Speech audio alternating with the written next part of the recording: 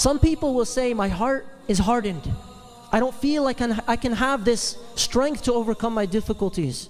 And anytime a hardship comes their way, they break down, or they question, or they stop praying, or they start losing their faith. And so when they talk about the softening of the heart, a person might say, I'm not capable of changing. I'm not capable of having this newfound faith, increased iman. I'm not capable of overcoming these hardships. And this is a test in and of itself. So somebody once said, this is like a few weeks ago, he said, brother, you can't expect me to change. This is how I am. You can't change an apple into an orange. Like, why are you comparing yourself to a fruit? When you think about a human being and their personalities and how abstract you are, the refutation for this concept of I'm born this way, which is throughout society now, born this way, the scholars over 1,000 years ago already responded to this. So one of these scholars famously said, some humans claim they cannot change. He said, look at the animals. You can take a bear and you can tame it. You can take a bird and you can train it. You can take a dog and train it to become a guide dog or a guard dog or a supporter or a friend. If you can train an animal and animals can change, then a human being with their great intellect and their status above the rest of the creation is also able to change. And this is merely an excuse that people have. The second thing you have to realize if you want to change is you have to be willing to take the medicine. Anytime somebody says, I want to do this, but they're starting with the excuses immediately. If you want to become better, you want to become stronger, you want to increase in your faith, you can always take that next step forward. But you have to be willing to put in the effort. Because you're not going to wake up one day and suddenly have an increased amount of faith. Something has to change with your actual actions.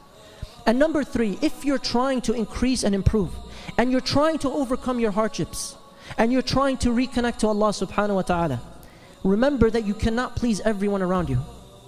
In our day and age, with the advent of technology and smartphones and social media, people are living double lives. And the problem is that people, every time they post things, many people will think twice. Will people be pleased with this status? Will people like this status? Nobody likes it in 5 minutes, status deleted. And what happens is they start posting only to please people. And if they post or say something that people are displeased with, they'll get rid of it. And the problem with this is that you're living your life for other people. You're living a mask. So remove the mask, live for the sake of Allah. If you want to move forward, then you have to be willing to be sincere in who you are. Don't live for other people. You have this one life, don't waste it on other people. And no matter what you do, and people here have experienced this in different ways, no matter what you've done, somebody will always criticize you. And if nobody's criticizing you, then something's wrong with what you're doing. One example of this, how many of you heard of the fictional character Juha? Okay, so Juha is a fictional character used in Arabic literature as a form of humor to teach a lesson. So Juha was riding out one day with his son. Juha's riding this donkey and his son is walking the donkey. And they pass by a group of people, and these people start talking, gossip. And Juha hears them. They said, look at this father. He's letting his son walk in the desert and he's riding the donkey. So Juha hears this criticism. What does he want to do? He wants to please people. So he stops. He gets off the donkey. He tells his son, you ride the donkey instead. They pass by a second group of people and these people are talking. Look at this horrible son. His father is walking and he's riding the donkey. What kind of son does that? And they start gossiping. And Juha hears this. He wants to please these people. So what does he say? He says, let's both ride the donkey. Maybe people will stop talking about us. They're both riding the donkey. And what happens? They pass by a third group of people and these people are like, look at these horrible human beings. They're both riding this poor animal, this weak animal. And they're talking. And Juha's upset. Why are people still displeased with me? So he stops after a while and they both get off the donkey. He says, let's both walk. They walk by a group of people and these people are like, look at these fools. They have a donkey and neither one of them is riding. People will always talk and criticize.